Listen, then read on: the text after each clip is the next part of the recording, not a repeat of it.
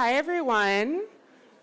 We are going to get started so we can hear from everyone that we need to today. So if you'd continue to find your seats, we will get started. I'm Kate Sears-Batowski, the Artistic Director of Expo Chicago, and I'm thrilled to welcome you to the second Curatorial Conference in partnership with our dear friends and collaborators at Independent Curators International. With the successful run of last year, we knew we had to do it again. I want to thank all of you for your willingness to spend a few days with us this week and engage the keynote by Miranda Lash, who happens to be a former Curatorial Forum participant, and panels that look to explore the curatorial discourse Expo Chicago and ICI have partnered to help produce for more than a decade. We are honored to host you all in this space and be able to provide Expo Chicago tickets and for you to visit just downstairs once the keynote and panel for today wrap. We invite you to take a look at presentations from exhibitors around the globe, including the section In Situ, a standout section curated by Jessica S. Hong, another past participant of the Curatorial Forum. In addition to thanking ICI, I want to thank Bloomberg Connects for their generous support of the Curatorial Forum. I also want to thank my dear colleague, Megan Foy, Institutional Relationships and Strategic Partnerships Coordinator, and Scott Campbell, Midwest Programs Manager at ICI, for making all of this happen.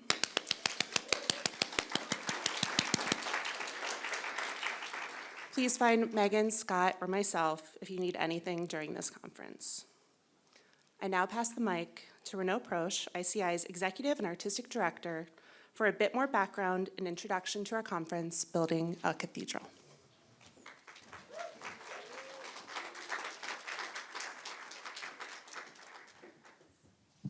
Good morning, everyone.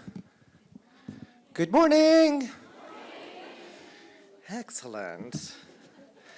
Thank you so much, Kate, for this introduction, and thank you, everyone at Expo, for your partnership. It's really my pleasure to welcome you here. My name is Renaud Proche. I'm the Director of Independent Curators International, ICI, and for those of you who are new to ICI, we are an organization based in New York and also in Chicago now that is dedicated to supporting curators at all stages of their careers in communities around the world. And we do this through professional development programs that empower curators to realize their visions and traveling exhibitions that foster collaborations, experimentation, and international engagement. And in 2025, ICI turns 50. So it's our 50th anniversary. It's 50 years of supporting experimental curatorial work, advocating for the role of curators in society, and forging global networks for the sharing of knowledge and resources in the curatorial field. Today, we serve more than 2,000 curators in 75 countries and have developed long-term international collaborations. Many of those collaborators are here in the room today. So it's a real pleasure to welcome everyone here on a Thursday morning. It's always amazing to see the willingness of how many people to come in at 10 a.m. to hear curators speak about their work. It's really heartwarming. Our conference, Building a Cathedral, was organized in partnership with Expo Chicago. And it's, as Kate said, it's really part of a decade-long collaboration on this program, the Curatorial Forum. I think about 50 curators, part of the Curatorial Forums, are here today. So I'm really grateful for the collaboration and for everyone to be here today. So before we start, I want to continue on this grateful role and again, thank Kate Sears-Batowski and Megan Foy and the entire team at Expo, led by Tony Carmen. I want to thank ICI's staff, many of whom are here, chief and foremost, Scott Vincent Campbell, our programs manager here in Chicago, and thank you all so much for making today and this event tomorrow possible. It would not have been possible without the support of thought partners and co-conspirators that are too many to name, but also our supporters, the Joyce Foundation, the Tiga Foundation, the 21C Museum Hotel, the help of Bloomberg Connect, and our supporters at UAP Urban Art Projects. The program that you'll take part in for the next couple of days stems from nearly a decade of conversations within the Curatorial Forum, and really from thinking together among curators year after year, with more than 300 curators who went through the Curatorial Forum program from across the US, and also many more globally through the Curatorial Exchange. And really together we thought about the evolving conditions of curatorial practice, which has led us to this conference today. When Koyo Kuo, who was recently named Artistic Director of the Venice Biennale, spoke here on this stage 3 years ago, she reminded us that while many of us curators dedicate our work to supporting artists, it's equally essential to support the ecosystem around artists, and especially to support curators. Curators champion artists, they help shape conversations around art, and they engage their communities through art, and curators need support too, particularly now. When Victoria Northorn spoke on this stage the year after, Victoria is the director and chief curator of Museo Moderno in Buenos Aires. She inspired us all with vibrant examples of what an art institution can be when it is led as a civic institution, serving citizens even in the most uncertain and challenging, unsupportive times, often following the methodologies of artists.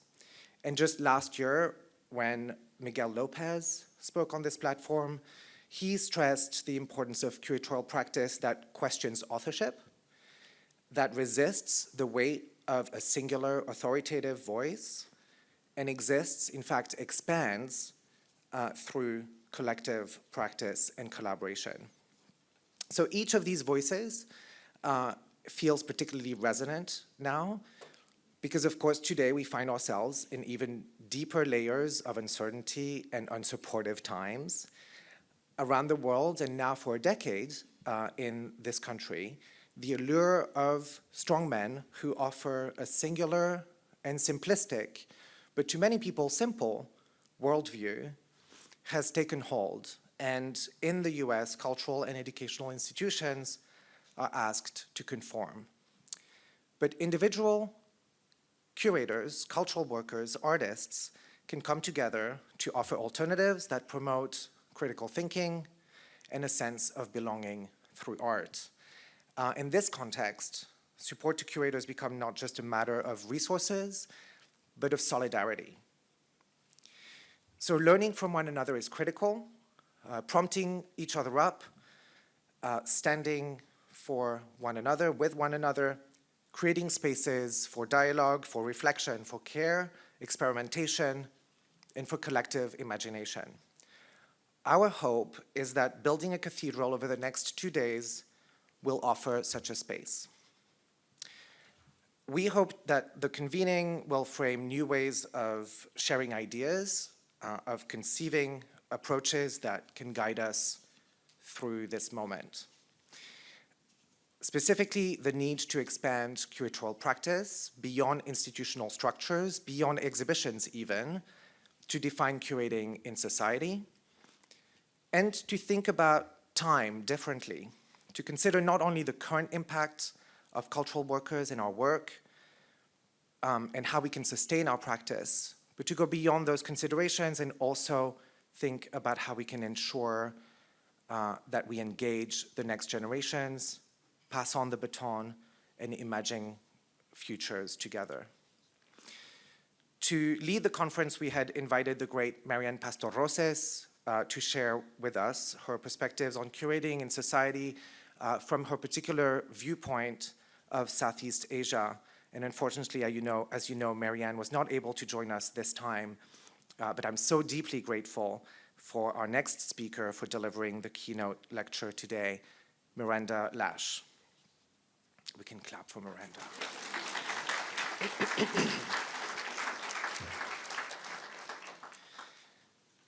Miranda most recently curated Prospect 6 in New Orleans, together with the artist Ebony G. Patterson.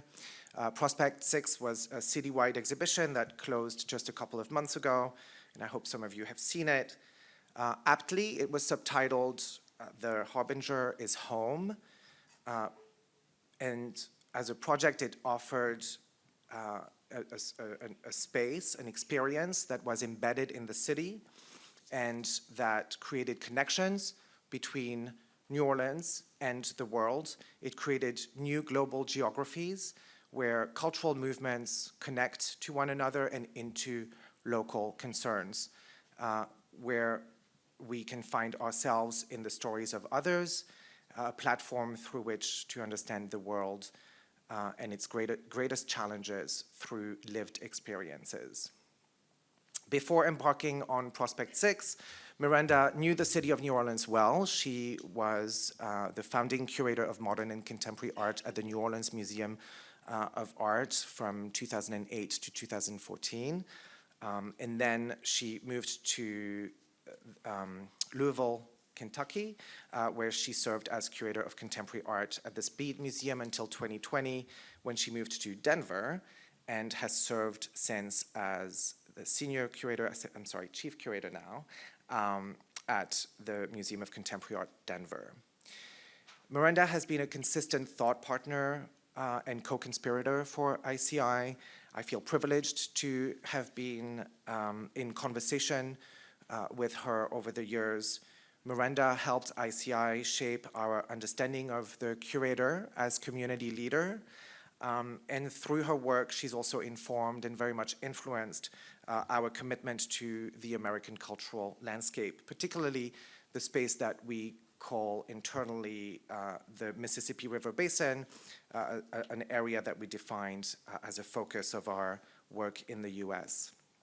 Of particular influence to this was the exhibition that Miranda curated with Trevor Schoonmaker in 2016 called Southern Accent, Seeking the American South in Contemporary Art, which I hope many of you know, that you'll have seen, and I encourage you to seek the catalog. I know that Miranda will mention the exhibition a little bit today. So without further ado, I would like to welcome to the stage our keynote speaker for Building a Cathedral, Miranda Lash.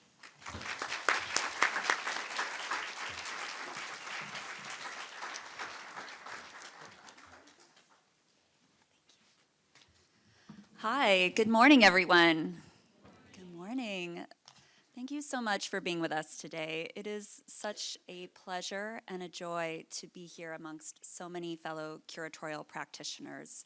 I do believe in our respective practices, we move mountains every day, and to be here to speak amongst you is truly an honor. I want to begin by giving thanks to Renaud Proche, who has, as he alluded to, has been a thought partner to me in many ways in shaping my thinking around what curatorship could be. And so much gratitude to ICI.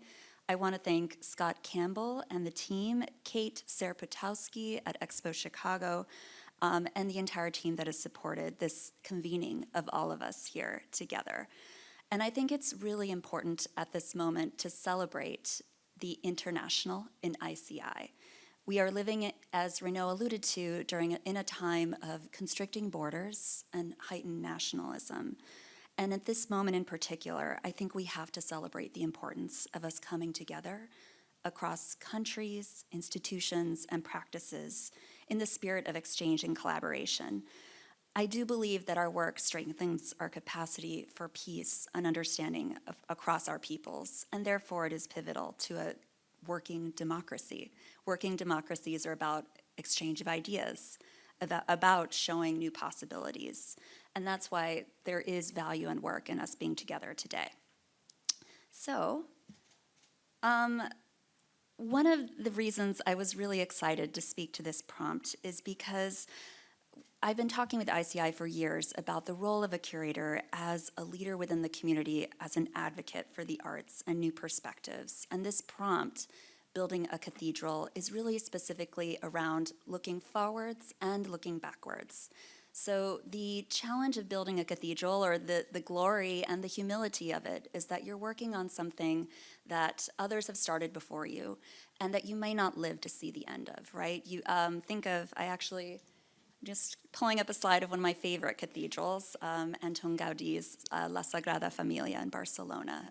It's such a sublime place to be, and I just meditate a lot on the fact that he was building it knowing he wouldn't live to see the end of it. So as it pertains to curatorial practice, I really think about how do we celebrate those who have laid a foundation before us? How do we celebrate the curators that cracked doors open for us or blew doors open for us?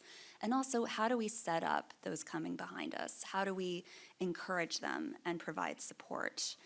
And it's really not a coincidence at this moment that I'd like to speak very specifically about collaboration and curatorial practice. It's the focus of my talk. And I want to talk about collaboration in a specific way. I think often we talk about collaboration as essentially a labor sharing exercise. So it's great to have a collaborator because you can share the workload, you can tour the show, you can basically you can have the costs and therefore lighten the labor for each other. But today, what I would actually like to push is the collaborator that's going to create more work for you, and maybe even the short term make your life a little harder. But it's so important to have collaborators that push you and that ask you to do more and ask you to grow as a curator. And I know I'm asking this at a really difficult time. I'm not going to skirt over that fact. But I think just to take a step back, we as curators are often talk about holding others. We talk about holding our institution in care. We talk about holding our staff in care, our communities in care. And the question I often ask my colleagues, and I've been taught by my colleagues to ask myself, is who is holding you? Who is taking care of you at this moment? And just as important as the person that is going to hold you and console you and share in your joys and your frustrations, I think it's really important to have someone there to be that little voice in your ear that is asking, what if you could do more? This is an amazing project. You're on the right track. What if you could push it even further? And I think that that's how we grow. We grow through that productive tension of having someone push you just a little bit further. I want to acknowledge this is work so many of us are already doing. And before I talk about Prospect, the triennial, and that's the work I'm going to mostly focus on, I'm going to talk about 2 exhibitions before this that I built specifically in collaboration with another curator, and that's Southern Accent, Seeking the American South in Contemporary Art. I built this in collaboration with Trevor Schoonmaker, and I built Cowboy, which was a more recent show in collaboration with Nora Burnett Abrams. And what these shows have in common is that they were meant to be deep explorations into regional and national identity. So in other words, how do we understand how we think about the American South today? What are the myths? What are the realities? How is the South changing? Conversely, Cowboy was about this looming trope in American identity. Why are we so tethered to the idea of the cowboy as this ideal of rugged individualism in the United States? Why does it have such international reach and scope and power?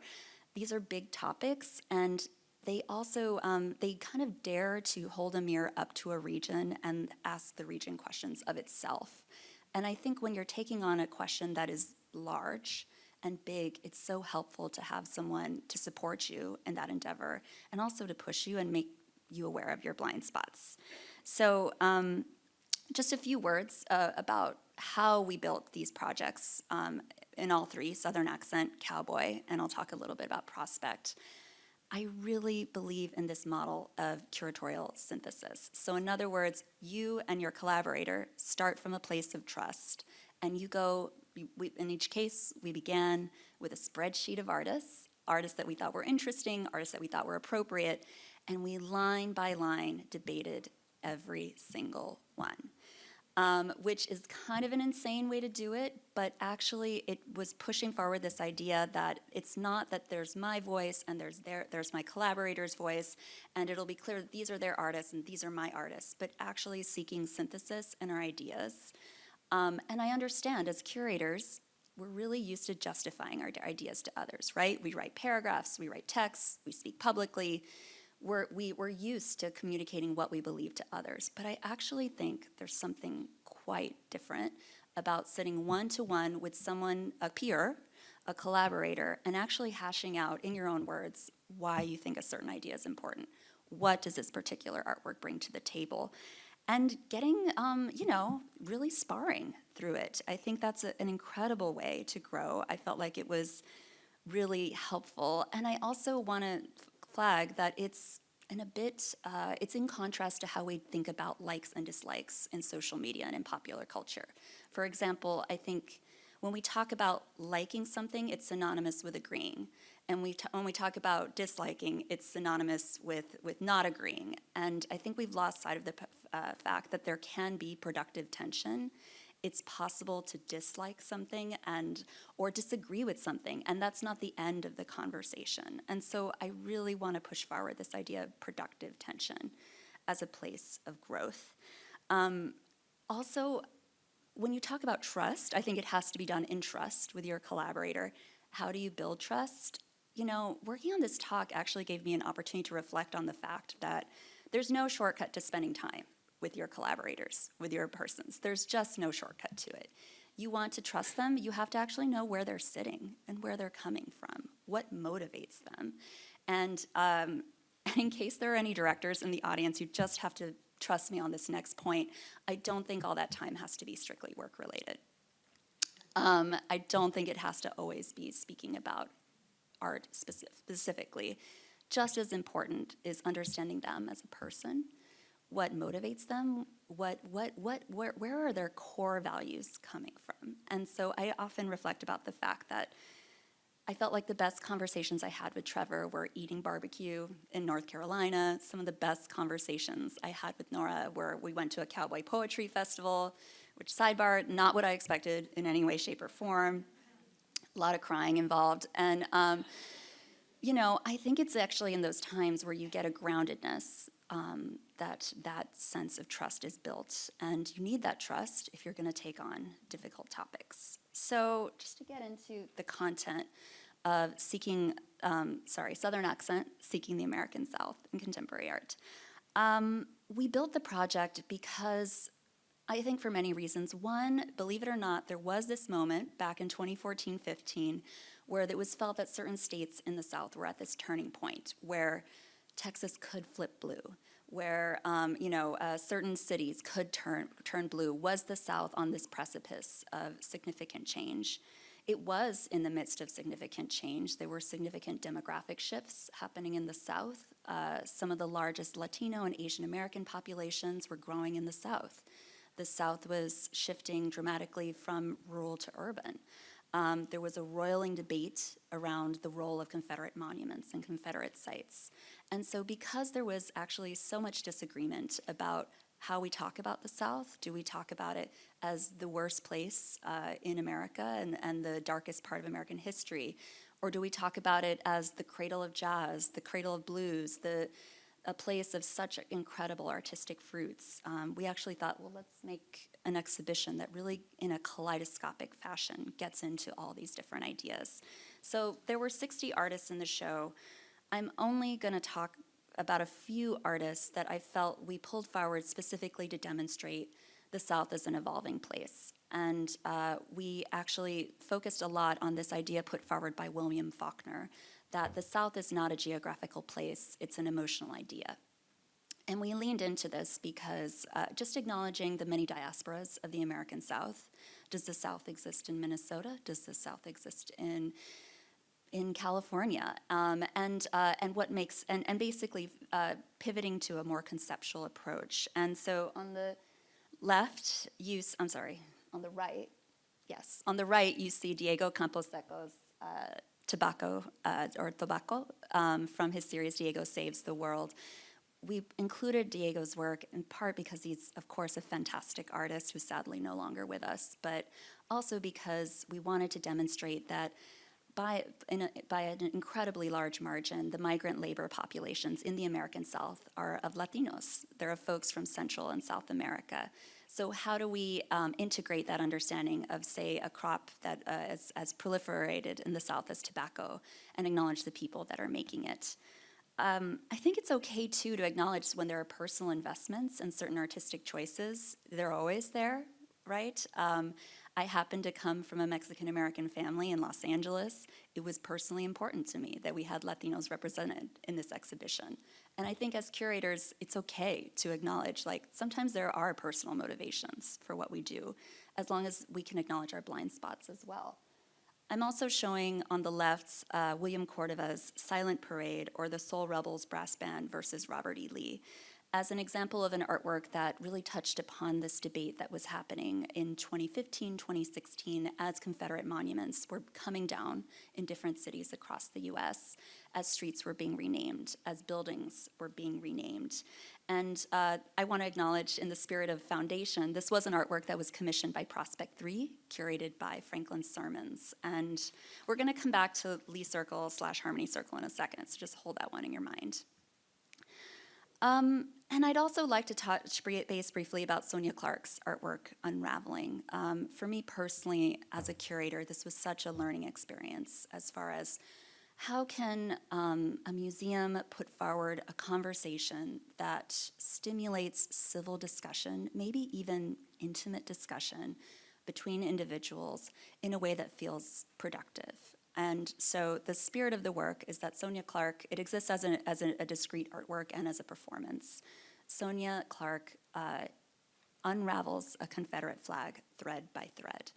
It is an incredibly slow process. An entire day's work maybe gains a half inch. And it's actually the labor and time spent in this unraveling that is part of the piece. She always does so with another collaborator. It's never done alone, but it's always one at a time. Or at times it could be a parent and child, but generally speaking, one other individual at a time. And the idea is, as the individual works with Sonia, they talk together, and she often asks them, what are your motivations in coming here today? Why do you want to participate this? And Sonia often talks about, some people treat this moment as a confessional. Some folks unload about their family members or their ancestry being associated with the Confederacy. Other folks talk about this work as a moment of activism. But the point is, no one else actually hears the conversation. It is only known to Sonia and the collaborator. And I think there's this beautiful quietness to that intimacy. And I wanted to pull it forward also because I think when you're taking on risky topics, you do have to prepare for things potentially going wrong. In advance of showing this work, we had many discussions at the Speed Art Museum about what if, what if people don't like it, but what if there's a response of violence? And that was those were really hard discussions to have. We had our first all-staff active shooter training at the museum in advance of this project.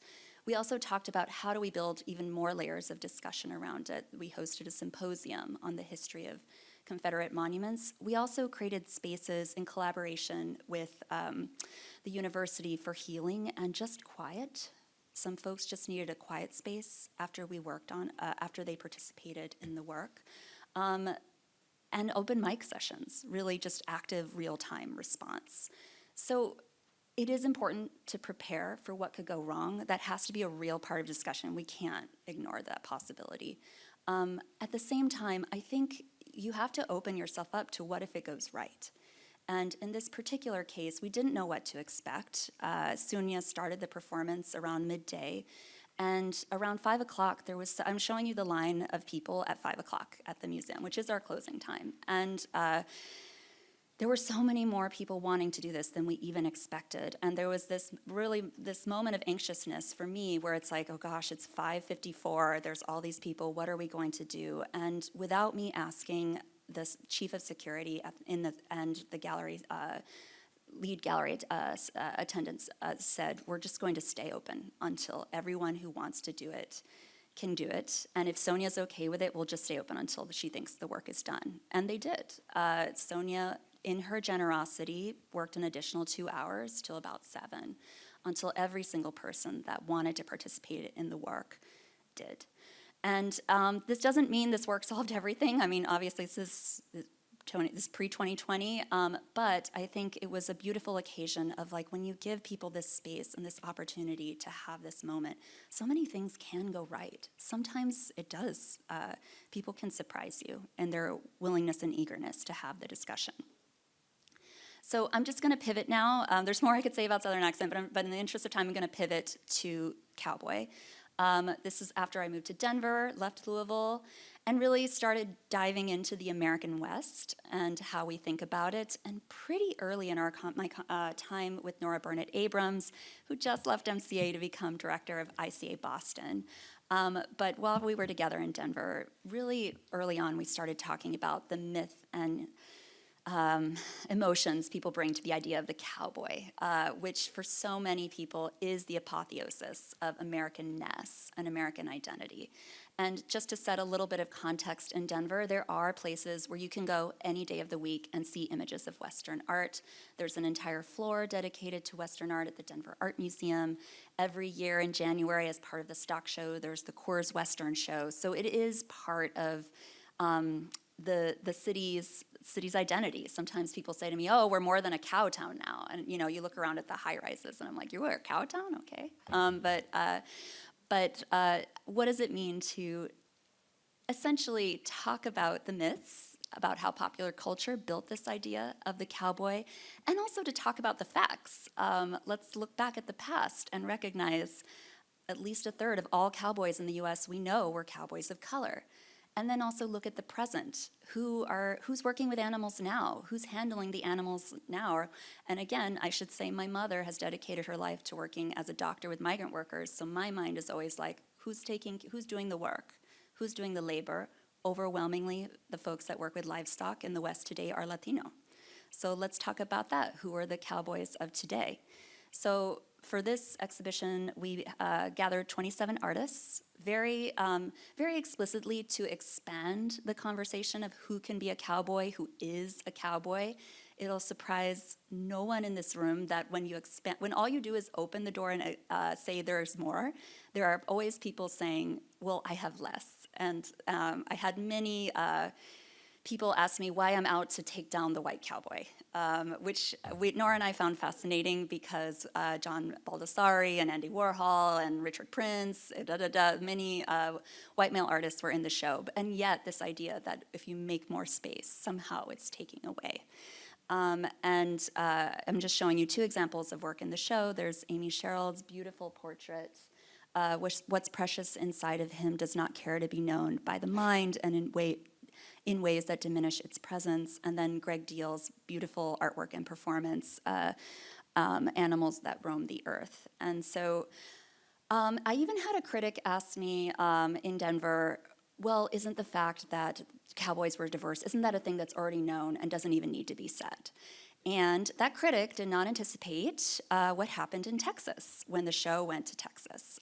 So we debuted the show in Denver, had a good, successful run. Then it went to the Eamon Carter Museum in Fort Worth. And it was open for about 2 weeks, and then the exhibition closed. And we found out, actually, after the fact, a few days after it had been closed. And when it reopened, it was there was signage at the entrance saying that there was mature content inside. And this immediately raised all kinds of flags and eyebrows because, for what it's worth, there is no graphic sex, violence, nudity in this show. We actually wanted it to make it as approachable as possible. And so immediately it spiraled all these questions. What do you mean by mature content?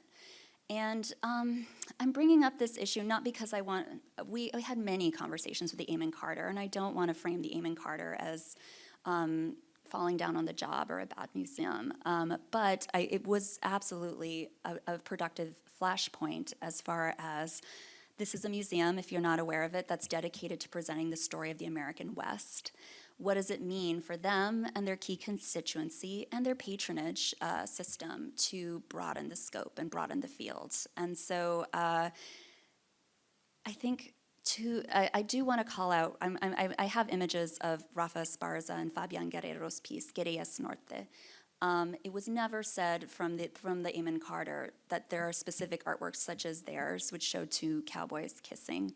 That's the mature content. They never isolated a particular artwork, but there were lots of reasons to extrapolate from that the issue of overt queerness in cowboy culture was what was at stake. I want to acknowledge the grace of Rafa and Fabian and their willingness to have conversations with Eamon Carter. Together, we probably had about 5 separate Zooms where we debated with thesaurus.com open on my window with Nora. What are some alternate phrasings to basically welcome people to the space and but also acknowledge what was happening in the show in ways that we felt weren't tantamount to censorship. And they never did change the sign, and I decided to surface this in the sense that sometimes it doesn't go the way you want. It didn't, but they did make the concession of creating a public talk for Rafa and Fabian to speak and talk explicitly about this issue, and there was a lot of news coverage about it. And for context, this was also at the same moment where down the way at the Museum of Modern Art in Fort Worth, the Sally Mann exhibition had several photographs confiscated by a sheriff. And so just kind of acknowledging sometimes the end result and the best result is maybe not the best result. Sometimes the result is you can push forward discussion. And I have to believe in the spirit of building a cathedral. It's not that we won this battle, but I have to believe it helps for someone coming behind us. Like the fact that we had so many discussions, perhaps that cracks the door open for something down the line. Also, I think it's important to say as curators, we have successes, sometimes failures. So pivoting now to New Orleans, I worked on Prospect 6, the 6th iteration of the New Orleans triennial.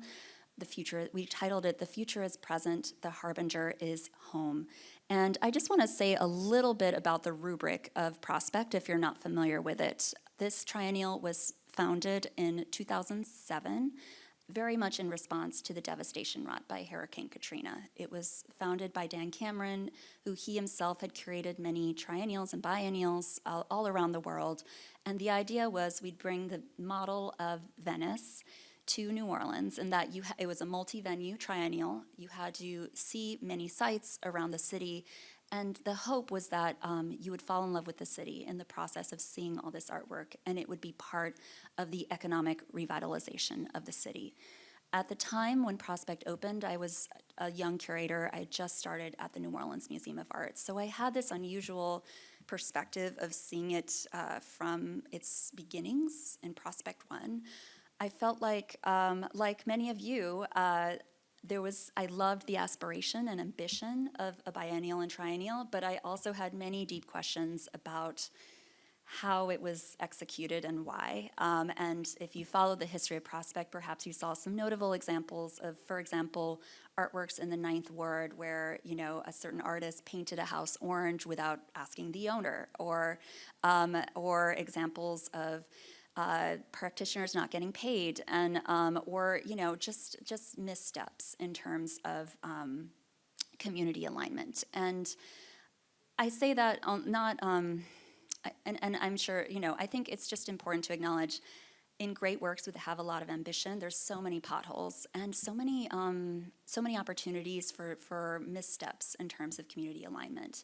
And Dan Cameron is a curator I greatly admire, but I think it's okay to talk about there's always challenges when you have a triennial with a modest budget in a city that has a history of being not having the economic resources it needs and deserves.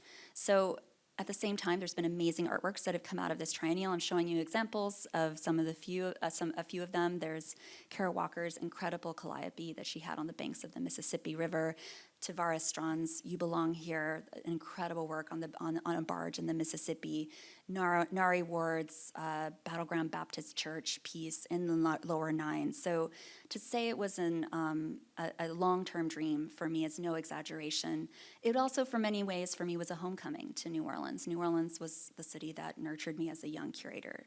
So how to approach the issue and how to approach the prompt. And for me, I thought, because the spirit of this endeavor has always been about centering artist practice, it felt time to me to include an artist in the leadership position. And this was really after having been in many rooms where I had worked with artist advisory committees, and I think this is basically acknowledging there is a phenomenon in arts institutions where it's like, yes, we want artists' opinions, but then we want to go and do whatever we want, right? Like, or we're going to do whatever we want to do. But it's so great to have that, inspiration in the room. And I just thought, I think for this particular endeavor, where there is so much sensitivity demanded and so much creativity demanded, if we're going to make a multi-venue triennial in this city, we have to have an artist in leadership. It's essential. They have to be the one co-steering the ship and making those pivotal decisions about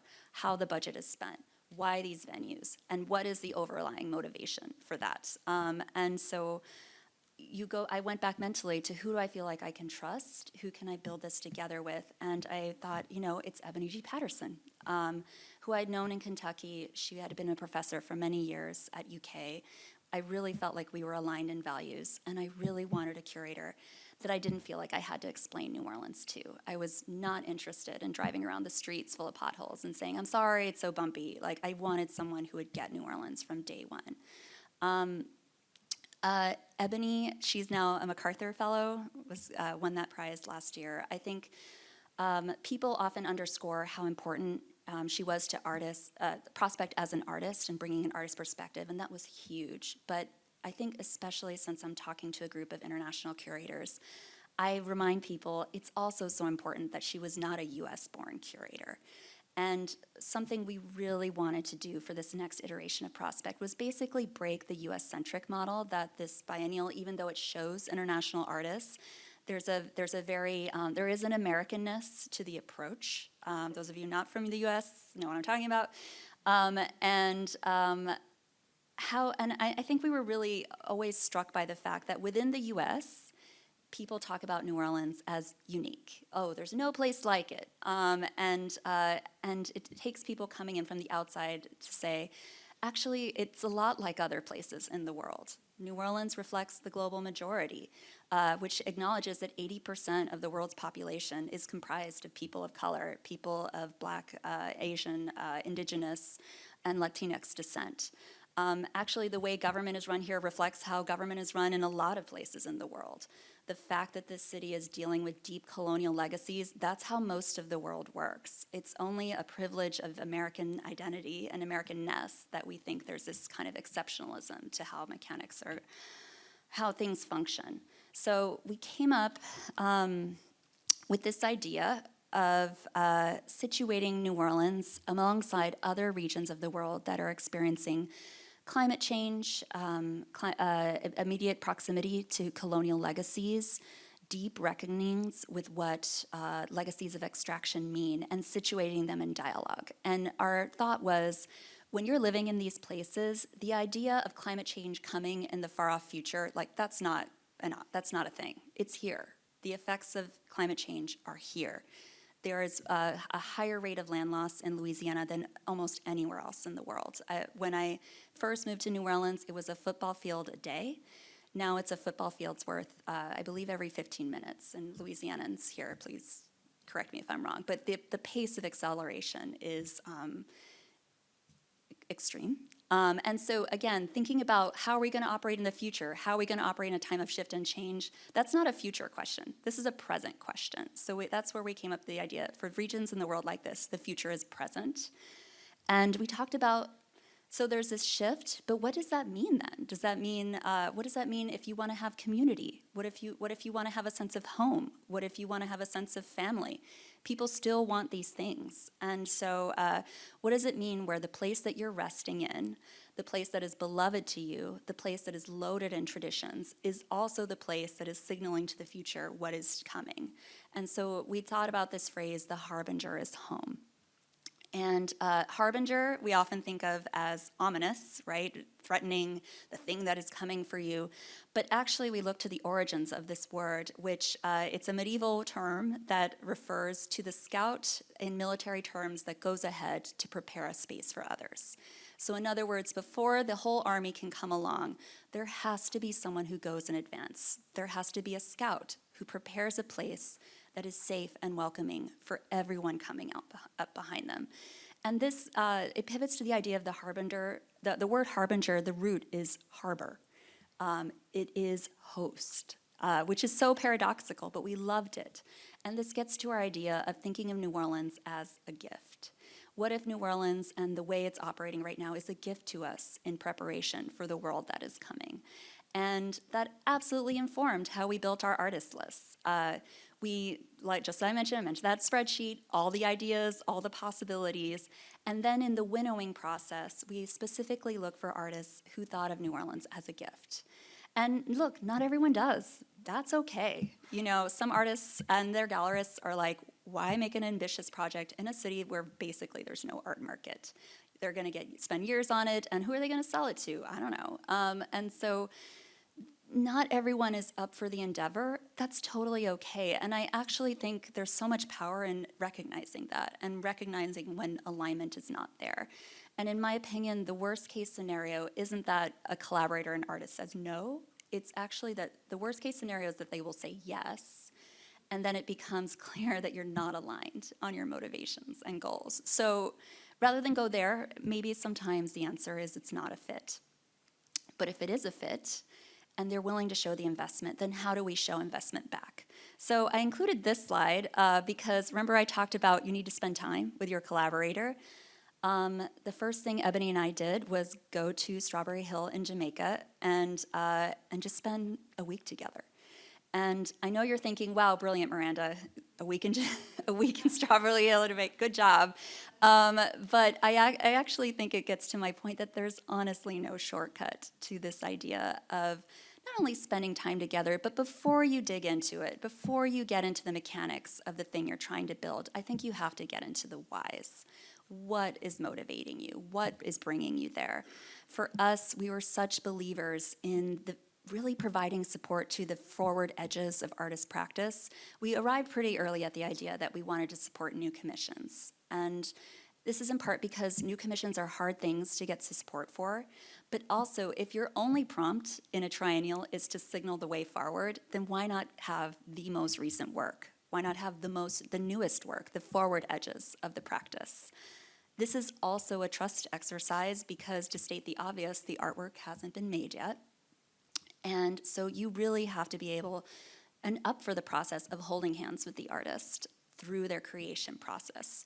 This is why it was so helpful to have an artist in a leadership role. In the end, there were 51 artists in Prospect. 43 of those artists created new works for this endeavor, which I was told after the fact is an insane percentage, but I'm glad I didn't know that on the front end.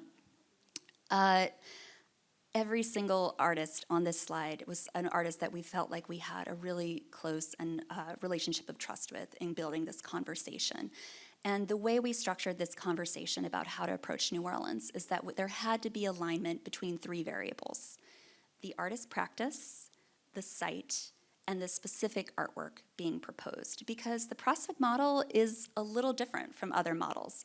There are no predetermined venues. So in other words, I'm not handed a list from the last Prospect of like, okay, these are all the venues we did last time, these are the venues you have this time. Every single venue has to be renegotiated from zero. And some are museums, some are bars, some are unconventional spaces. It's up to the discretion of the artistic director what those sites are. But I found it to be an incredible phenomenon of referendum on the last, not just the last Prospect, but all previous Prospects when you're having a conversation with a venue. So in other words, when you approach a venue saying, I would love to partner with you on Prospect, you have to be willing to listen to everything they loved about all previous Prospects and everything they didn't love about all previous Prospects. And not only that, you had to come up with a plan to do better. And as someone who had always worked at museums prior to this, I thought, wow, how crazy would it be if every 3 years museums had a referendum on their entire practice, not just recently, but going back to their inception, and they had to promise to do better in order to keep their building. Like, how drastically would that change museum practice if every institution had to have a very public referendum? Every venue was different, and we had 21 in the end. Every venue wanted different things, which makes sense, right? For example, at Tulane University, they wanted to open the exhibition in September because that's when the academic calendar starts. And so it's not great for them to have a show that opens in early November. So we accommodated that.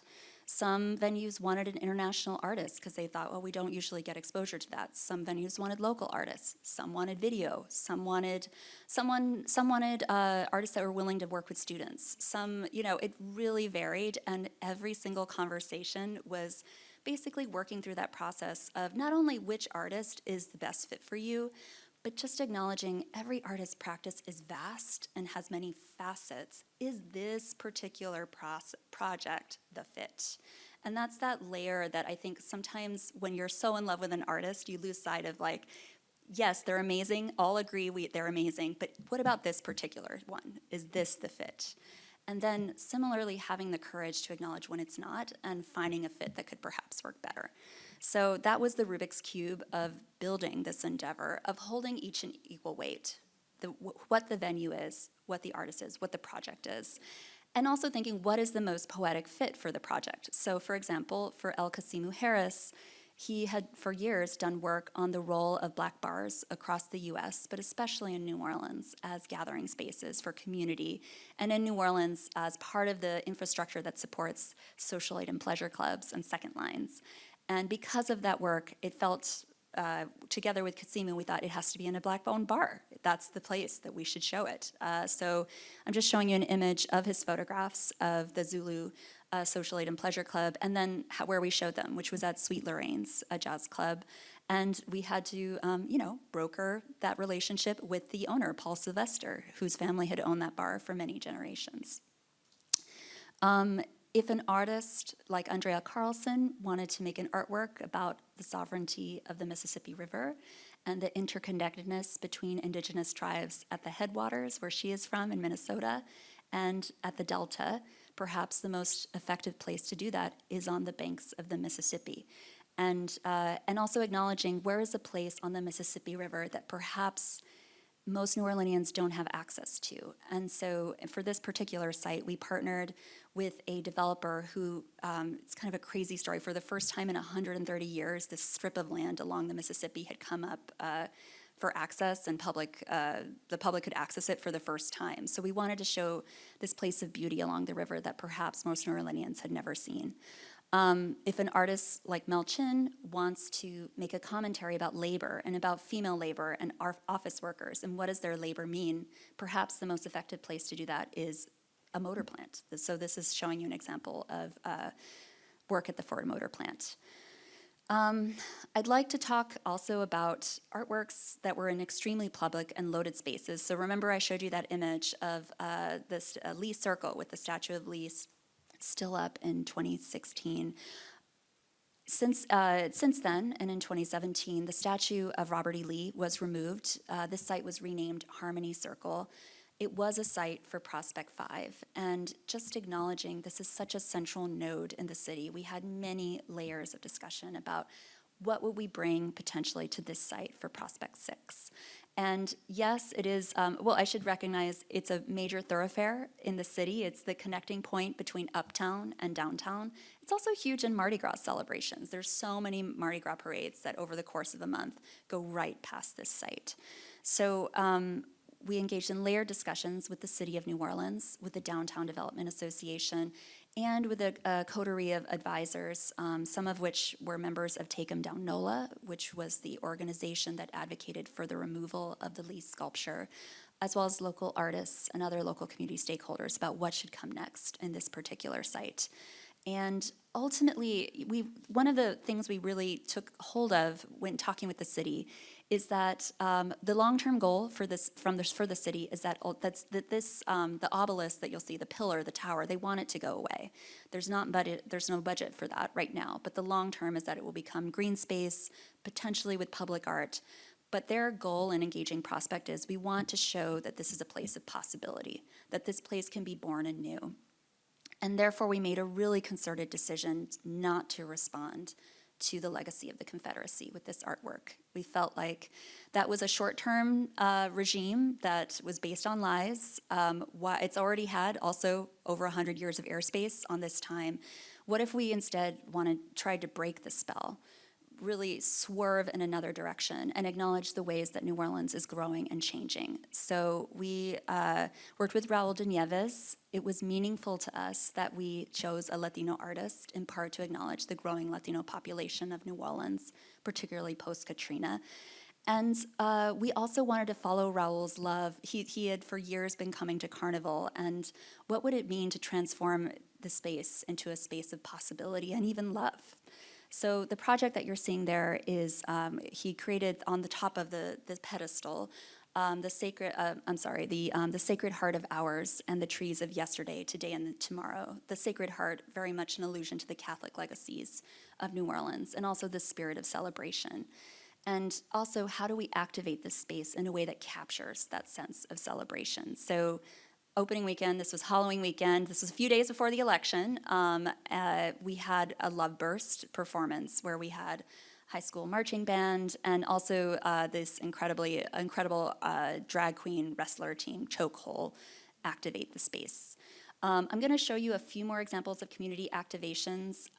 I think the spirit of it is setting up, as a curator, the conditions for engagement. So in other words, aligning those three variables I talked about, artist, project, and space, and then honestly stepping back. We knew we wanted to engage Chokehold. We actually didn't prescribe to them what should be said, how to engage with it, and what to do. They took it in their own direction. It's just to explain what you're seeing. One of the leaders of Chokehold wore a gown that looked drenched in blood, just acknowledging the conflict in Gaza, and spoke to what does harmony mean in the context of the war in Gaza. And so that was something that we created space for, but in no way advocating my own responsibility, deliberately allowed it to be theirs and take it in the direction that they wanted to take it. Again, I'll just mention a few other points that specifically lean into community engagement. This is Seeding the Future, which was a piece that we did at the Xavier University Art Galleries with the artist Tuan Mami. We wanted to acknowledge that Prospect 6 coincided with the 50th anniversary of the creation of Little Saigon in New Orleans, which is in so many ways a fascinating tale of the Catholic Church proactively seeking out Vietnamese refugees and conducting a huge series of airlifts, bringing thousands of people from Vietnam after the fall of Saigon, and setting up a community in New Orleans East. This was a huge anniversary and milestone moment for this community. We wanted to acknowledge that.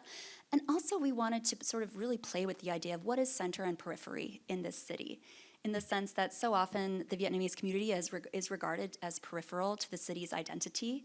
But what does it mean when carnival season comes around, there's a contest for the best king cake, and for the past few years it's been won by Don Hoang, which is the Vietnamese bakery. So at what point do you acknowledge that elements of a community that was regarded as recent arrivals are now part of that beating heart in the center? And we also talked with Vietnamese American artists based in New Orleans, where do you want to show? Where do you want to show in New Orleans East? And consistently, we got the feedback that they wanted to show in the center of the city. They wanted to show at the museums as part of asserting their arrival, their importance, their legitimacy. So Tuan Mami was an artist. He's based in Hanoi and has an incredible practice of ongoing practice called the Vietnamese Immigrating Gardens, where he goes into different communities. You may have recognized his work from Documenta if you went to the last Documenta, where he goes to different diasporic communities, works with them on gardens and on the importance of food and gardens in supporting diasporic cultures.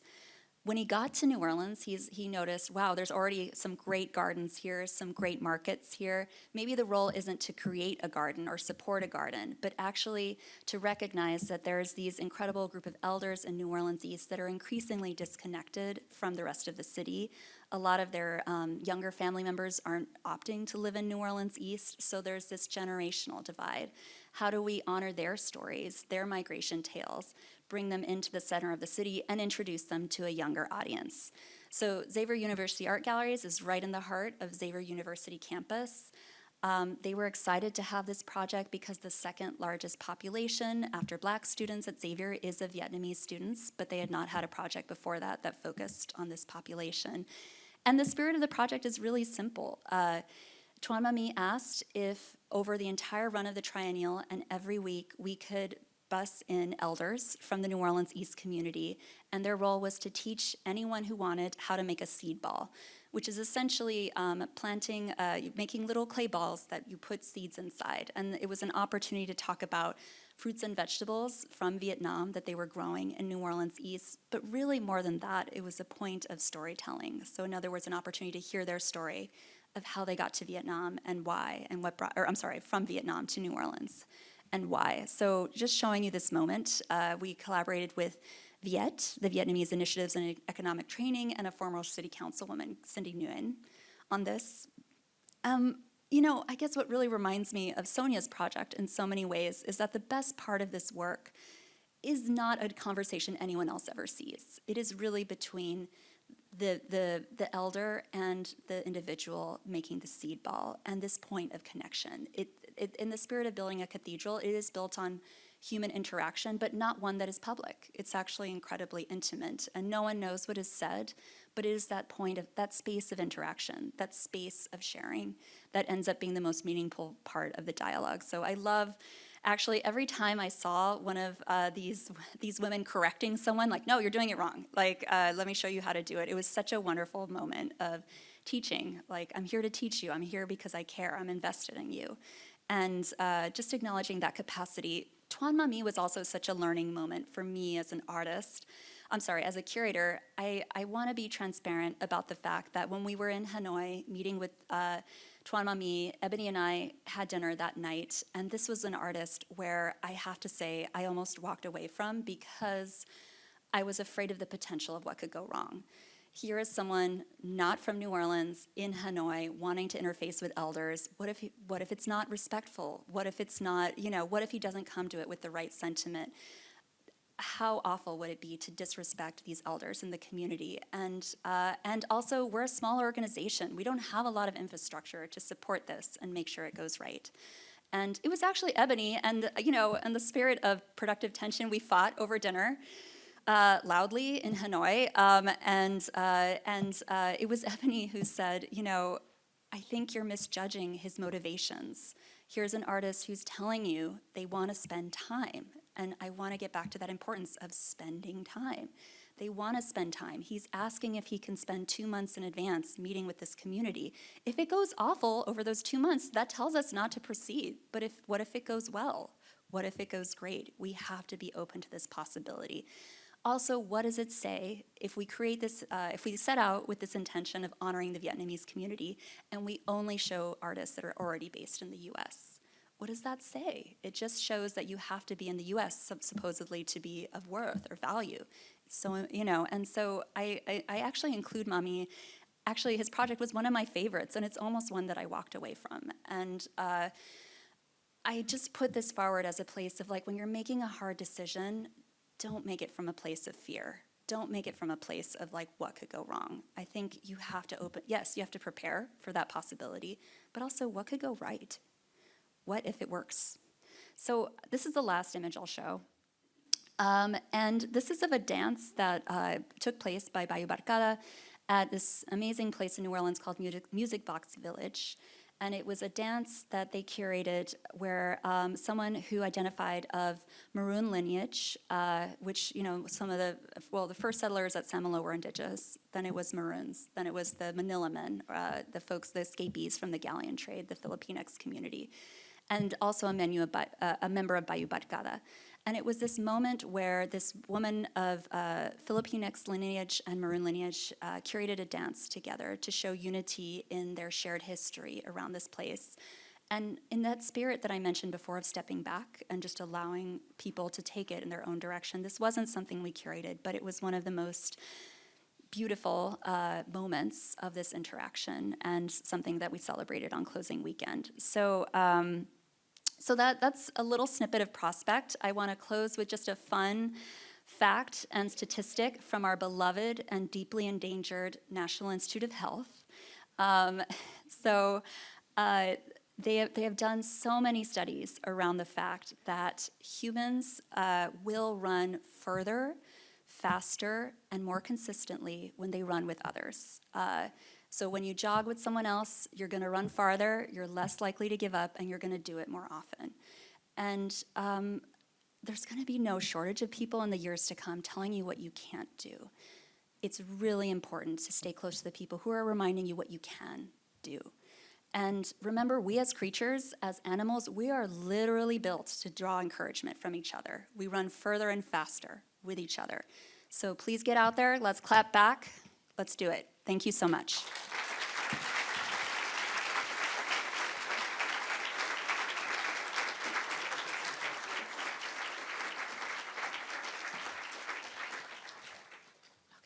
Thank you so much, Miranda, for this. We're going to take some questions. If you have a question, you can raise your hand. There's one there. Yes. You just wait for the mic. Yeah.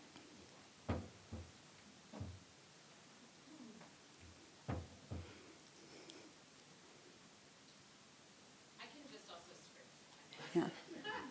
It's just so that we get you on tape.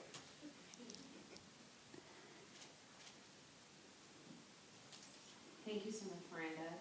Elizabeth Sherman. It was so wonderful to be inspired this morning by the work of so many artists and the ideas around collaboration. And my question is a little bit nuts and bolts. You talked a lot repeatedly about making time, and I absolutely agree with that. And yet, in my own work, in many of our work, we know that time is non-existent because of institutional pressures, because of lack of staffing from budget support, because of pressures in our own lives outside of our work. And so I just wanted to push a little bit on that and ask you to dig in a little bit on how you made time. How did you, with another job, have a week to spend in Jamaica? How, if you could. Yeah, totally. Provocative, just No. It's a great question. I did the CCL program, which I highly recommend to everyone in this room, and you have to come up with a project that is going to, advance your practice. And my project was, how do I manage my time? I was like, I need to hire someone who can manage my calendar, who can tell me what's most important. They were like, no, only you know. It was, I know, ridiculous, but it was actually because of that issue that you're highlighting. I think that there's a lot of approaches to it, but the number one thing I'm going to focus on is becoming what I'd like to call a calendar warrior. And a calendar warrior. So a lot of that has to do with being extremely proactive about looking ahead at your calendar and how you want to manage your time. All of us are in myriad meetings, and a lot of those meetings are really important. But I think we also often have more agency than we realize in how we stack those meetings. So I'm not saying, oh, give up going to your department meeting. That's not really an option for us. But can we advocate for creating clusters of time that are meeting specific? Can we be a little bit more assertive about what has to happen immediately right now and what could potentially wait until next week? That is not you being selfish or indulgent. I think we have to acknowledge that headspace is real. We have no issue acknowledging that it's important for artists, right? Of course, the artists need time to think about it. But as curators, we're like, oh gosh, can I take a week? It's like, not only can you and should you, it might be essential to getting this project off the ground and really just being unapologetic for that. So when I was working 2 jobs, my days started very early and ended late. I will fully acknowledge, I don't think I could work at that level for more than the years I did. It was a period of high intensity. I think it's okay to acknowledge we all have chapters in our life. There are going to be certain chapters of higher intensity, and you have to build recovery before and after that period. But really, I do think just having some confidence and respect about looking, so for me personally, this is different for everyone. I felt like I had to look at my calendar 2 and 3 weeks in advance and just not just look at tomorrow, but like, okay, over the next 2 to 3 weeks, how am I spending my time? And concurrent with their philosophies out there, which I really agree with, where a budget reveals your priorities, like what you spend the most money on is what you're prioritizing most. So does your calendar. Your calendar reveals your priorities, like what are you spending the most time on? And that's, where your priorities are. That is where your headspace is. We are human beings. We don't have infinite headspace. We just don't. It is your most prized possession. And it really took working closely with artists for me to get that. So I would say I learned that being proactive was so essential, because if you can basically, it's harder to say no when something's already on the calendar. But if you can just proactively say, this is the time I'm spending on this is the time I'm spending on that. It's not that it's not important. But if I'm responsive immediately to everything, where is that headspace? And there's like a million studies that talk about how as a human being, it takes a certain amount of time to reach a certain level of concentration, and even looking away for a second to answer a text or answer an email, it takes you a full, I think it's 30 minutes to regain that same level of concentration. So I just got super aggressive about my calendar. I got less aggressive once Prospect was over. But I think you have to go into it if you're trying to get that book done. If you're trying to get this, this précis off the ground, you just kind of have to get in the warrior stance about it. Sorry. Yes. Okay. Other questions? Yeah. Yeah. Mm-hmm.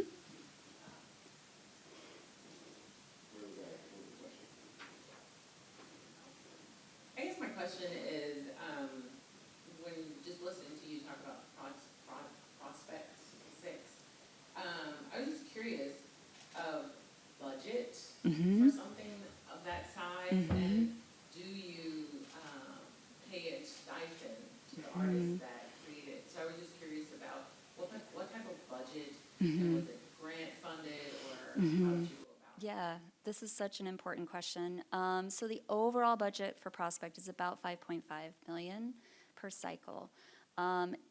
Philosophically, it's always been really important to Prospect that the vast majority of that funding come from national organizations and not directly from New Orleans, because it was so important to not siphon off what are already limited resources from Louisiana-based organizations. So I'm not saying we took no money from local organizations, but the vast majority came from major grantors like Mellon, Warhol, Luce, Lambent, Joyce, and building via Art Production Fund, a lot of national organizations. We did provide every artist with a fee. It was $2,500 as a base. No one talks about the actual numbers. I'm just going to talk about them. And then on top of that, a production budget, and that really varied on the scope of the project. It was not based on how established an artist was. If anything, if we felt like the artist is very established and potentially has a lot of gallery support, we thought there could be other ways to support this project other than direct support from Prospect. But we really tried to leverage, to get this off the ground. And also acknowledging after the fact that artist retains full ownership of the work. Prospect does not retain any percentage. What's it gonna take to get this off the ground? So we would give the artist their budget. Consistently, they would propose something that was outside that budget. That's just the way it goes. And then we'd have to have these layered conversations about what's it actually going to take to do it within this amount? And Prospect is unique in that it's everything soup to nuts, because you're working with a venue that didn't previously exist before. So it might be also a structural engineer, or installing lighting, or creating walls, or what have you. A lot of the money goes to site prep. And just also acknowledging we wanted some highly visible projects in the show that required a higher budget, a percentage of the budget. So Harmony Circle, and for us, I didn't show a slide, but New Orleans African American Museum were two of those sites. So it took a lot of go-rounds. It was great to have an artist in the room, because there's nothing quite like an artist questioning, why are you spending money on that? Spending money on this. So that was great. Does that answer your question? Yeah. Okay. Any more? I think we have time for one or two more questions.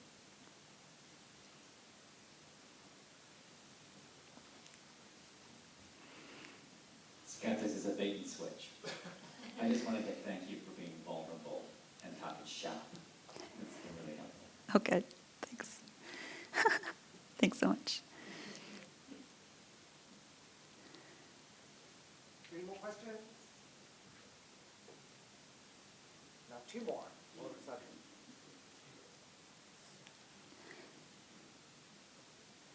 Thank you again, Miranda. This was just, it's really transformative to hear you speak about all of your past projects, and I think the kind of methodology that you have been working on and through so intensively over the last few years. I wanted to ask you, how has your past work really kind of shaped your return to your institution? Mm-hmm. And maybe to add, how has your institutional practice shifted vis-a-vis these collaborations that you've manifested these last few years? Yeah, thanks, Jessica. I love that question. I think that I love museums. I'll probably always work in a museum, but I also really loved the possibilities of when you let go of exclusive allegiance to the container, of the physical container, the building. And, it's funny, at MCA Denver, we're located downtown. Denver, like so many downtowns, is it's in downturn. A lot of folks haven't returned to work. And so what does that mean for the downtown? And I think after working on Prospect, it's really made me think, like, instead of siphoning all of our energy into driving people downtown, maybe it's worth being a leading voice and integrating into the city. Like, if we're not going to do it, who's going to do it? And are there other sites that are what is the Harmony Circle of Denver?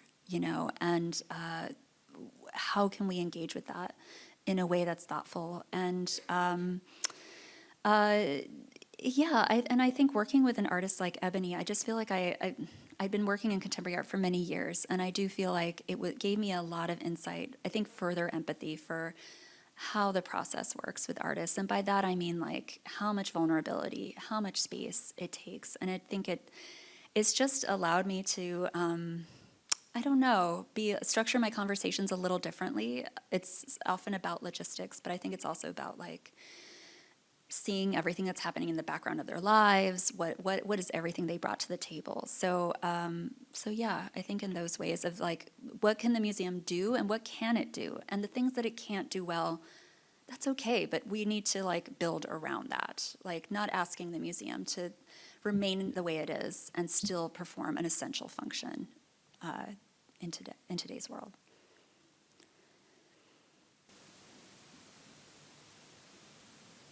Thank you very much, Miranda. That was a wonderful presentation. I was just wondering, can we ask the question, for whom are we doing this? Mm-hmm. And what kind of impact are we seeking when doing these kind of projects? And would we be able to scale it a little bit down in the sense of perhaps paying our artists a little bit more? Mm-hmm. Or, for instance,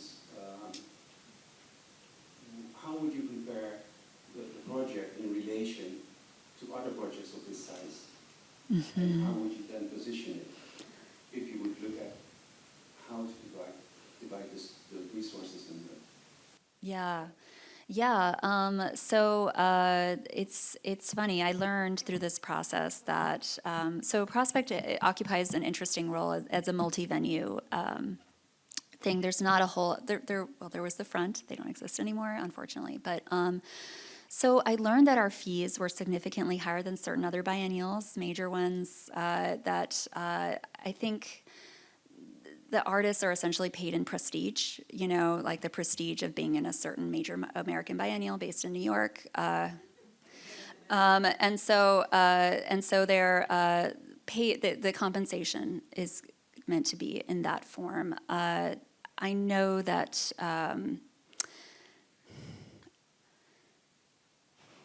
we did more than some, not as much as others. Could we have had fewer artists and have had a larger budget?